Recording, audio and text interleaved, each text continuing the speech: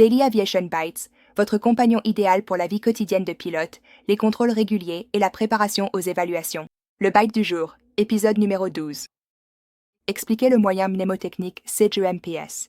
CJUMPS est un moyen mnémotechnique utilisé en aviation générale comme liste de vérification avant l'atterrissage, afin de s'assurer que les systèmes critiques, le réchauffage du carburateur, l'essence, le train d'atterrissage, le mélange, le réglage de l'hélice et les interrupteurs sont correctement configurés pour un atterrissage en toute sécurité. CJUMPS n'est pas seulement un moyen mnémotechnique pour l'atterrissage. C'est un cadre de sécurité polyvalent qui améliore la sécurité du vol dans de nombreuses situations. Au-delà de son rôle essentiel avant l'atterrissage, effectuer une vérification SIG-MPS avant des manœuvres, comme des exercices en vol ou régulièrement toutes les 5 à 30 minutes pendant le vol, permet de repérer les éléments oubliés et d'augmenter la conscience de la situation globale. Utiliser SIG-MPS à intervalles réguliers peut rendre l'ensemble de votre vol plus sûr en s'assurant que les étapes de configuration critiques ne sont jamais oubliées, même en dehors de la phase d'atterrissage. En aviation générale, le moyen mnémotechnique CJUMPS aide les pilotes à vérifier de manière systématique les systèmes les plus essentiels avant l'atterrissage, ainsi que lors d'autres phases de vol ou de préparation de manœuvre. Cette procédure structurée garantit que le moteur, l'alimentation en carburant, le train d'atterrissage, le mélange moteur, l'hélice ou le primé, ainsi que les interrupteurs nécessaires sont tous correctement réglés, évitant ainsi les oublis aussi bien dans les segments de vol routiniers que dans les situations exigeantes. Objectif. Assure que l'aéronef est correctement configuré non seulement pour l'atterrissage, mais aussi avant les manœuvres et à intervalles réguliers, servant de vérification croisée pour éviter les oublis. SIG-MPS est largement utilisé en aviation générale et sur les avions légers, en particulier ceux qui ne disposent pas d'une automatisation avancée. Décomposition de SIG-MPS. C. Réchauffage du carburateur. Le réchauffage du carburateur est essentiel pour les avions équipés de moteurs à carburateur, car ceux-ci sont sensibles au givrage du carburateur, provoqué par le refroidissement rapide dû à la vaporisation du carburant et à la chute de pression dans le venturi, en particulier dans des conditions humides et certaines plages de température. L'activation du réchauffage du carburateur redirige de l'air chaud vers le carburateur, faisant fondre la glace existante et empêchant la formation de nouvelles glaces, garantissant ainsi le bon fonctionnement du moteur en vol. Règle générale rapide. Un moteur à carburateur a besoin d'un réchauffage du carburateur. Les moteurs à injection de carburant n'ont pas besoin de réchauffage du carburateur. Ne confondez pas. Pourquoi certains avions ont-ils des pompes à carburant et d'autres non? Les systèmes d'alimentation en carburant des avions sont conçus de deux manières principales, selon la façon dont le carburant atteint le moteur.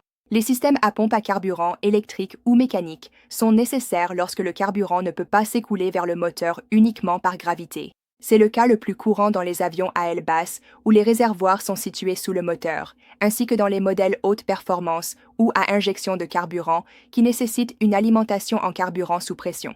Les systèmes à alimentation par gravité sont utilisés dans les avions à aile haute avec des moteurs à carburateur, où les réservoirs sont au-dessus du moteur. La gravité fait le travail, ce qui rend ces systèmes plus simples et très fiables. Règle générale.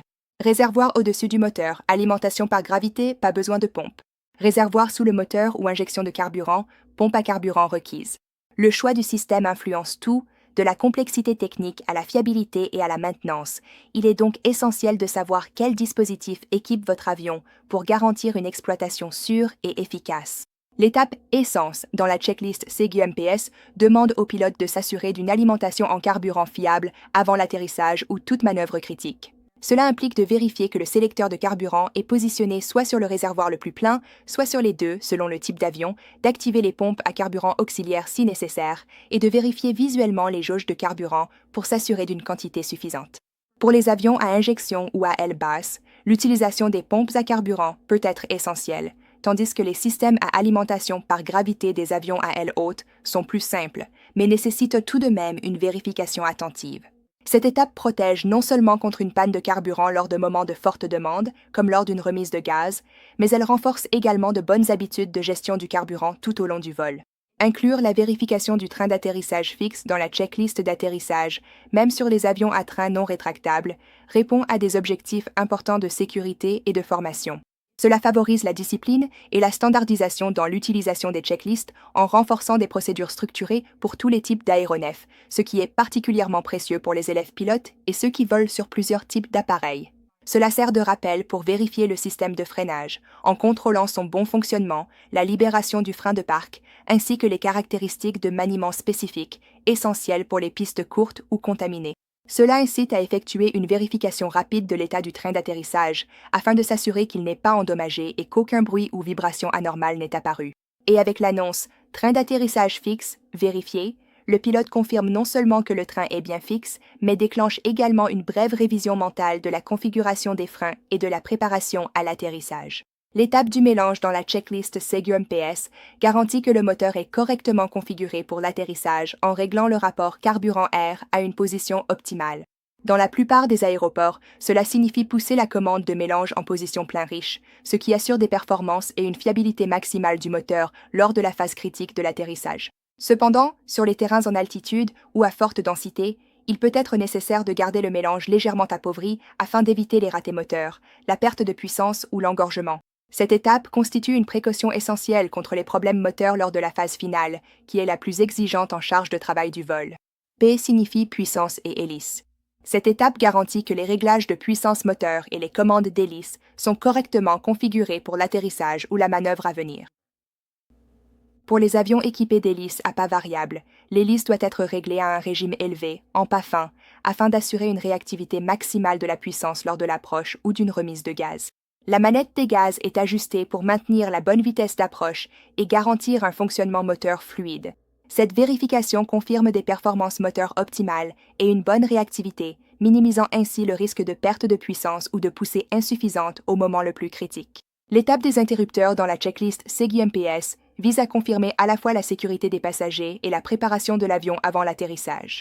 Cela implique de vérifier que les ceintures et les harnais d'épaule sont attachés, de contrôler les réglages des magnétos pour assurer le bon fonctionnement du moteur et d'allumer les feux essentiels comme les phares d'atterrissage et les feux stroboscopiques pour maximiser la visibilité. De plus, cela sert de rappel pour configurer tout interrupteur spécifique à l'avion, garantissant ainsi la préparation opérationnelle et renforçant un environnement de cockpit stérile pendant la phase d'atterrissage à forte charge de travail. Découvrez ceci et des centaines d'autres informations essentielles dans l'application CrossOrCheck. Préparez non seulement vous-même, mais aussi toutes vos checklists en toute simplicité. Gardez une longueur d'avance avec CrossOrCheck. Créez vos propres checklists et procédures d'urgence et accédez instantanément à des centaines de sujets soigneusement sélectionnés directement sur votre smartphone. Que vous soyez dans le cockpit, en déplacement ou en train de gérer vos tâches quotidiennes, toutes les informations essentielles sont toujours à portée de main. Téléchargez dès maintenant. Retrouvez les liens pour Android et iOS dans la description de la vidéo et n'oubliez pas de vous abonner à notre newsletter mensuelle pour rester informé des dernières nouveautés. Tous les liens se trouvent dans la description de la vidéo. Simple, clair, toujours avec vous.